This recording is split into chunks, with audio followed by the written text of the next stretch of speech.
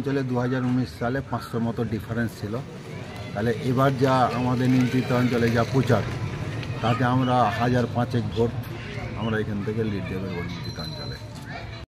দেখুন, উনি এখনো পঞ্চায়েত ভোটের হয়ে আছেন, ভাবছেন ইচ্ছা মতো রিগিং করে ছাপ্পা করে উনি ইচ্ছা মতো লিড দেবেন, কিন্তু এটা হবে না।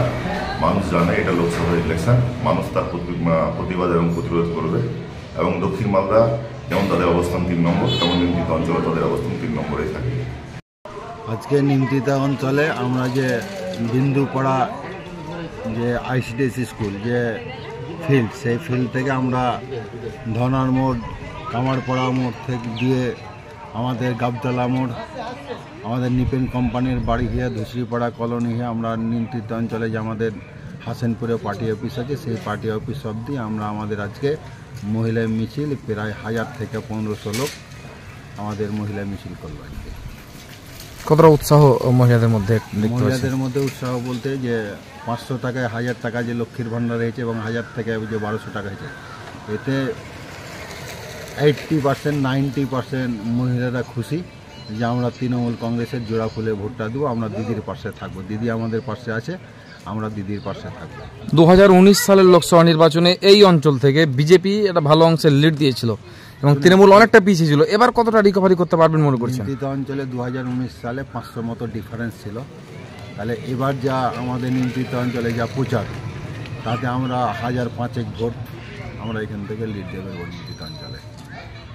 আচ্ছা, এখানে সাথে আজকে যোগদান করলেন কিছু মহিলা এবং পুরুষ পরিবার যোগদান করলেন।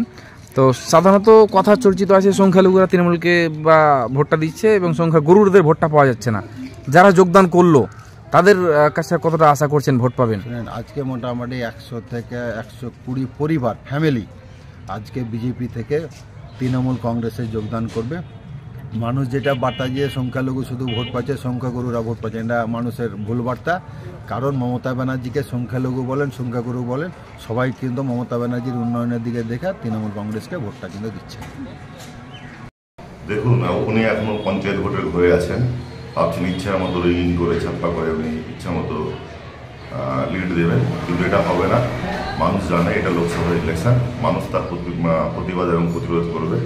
এবং দক্ষিণ মালদা যেমন তাদের অবস্থান 3 নম্বর, তেমন নিয়ন্ত্রিত অঞ্চলে তাদের অবস্থান 3 নম্বরে থাকে। আচ্ছা, আজকে বিজেপি এবং আরও অন্যান্য পার্টি থেকে তৃণমূল কংগ্রেসে 120 পরিবার জয়েন করলো, তৃণমূল নেতৃত্বের দাবি, কি বলবেন এই বিষয়টি নিয়ে? এ বিষয়ে সবাই জানে পশ্চিমবঙ্গের মধ্যে যে যারাই তৃণমূল তারাই বিজেপি।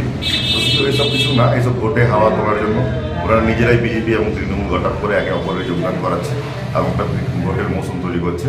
তাতে করে সাধারণ মানুষ খাবে না। সাধারণ মানুষ লোকসভা ইলেকশনে বেঁধে নিয়েছে যে কংগ্রেসে ভোটটা দেবে এবং কংগ্রেসে এখানে জয়যুক্ত হবে। আমাদের প্রার্থী সেখান চৌধুরী ভোটে। আচ্ছা, নিয়ন্ত্রিত অঞ্চলে খাস করে কংগ্রেসের প্রভাবটা কেমন এবং কি আশা করছেন এই লোকসভা নির্বাচনে? কংগ্রেস বরাবরই নির্দিষ্ট শক্তিশালী দল। এখানে হয়তো সংগঠন আমাদের অনেকটা দুর্বল হয়েছে, কিন্তু মানুষ আমাদের সঙ্গে আছে এবং আমরা আশা করি যে এই ইলেকশনে আমরা এখানে ভালো রেজাল্ট করব। আপনার পরিচয়? মোহাম্মদ শাহনওয়াজ খান চৌধুরী, নিয়ন্ত্রিত অঞ্চল কংগ্রেসের সভাপতি।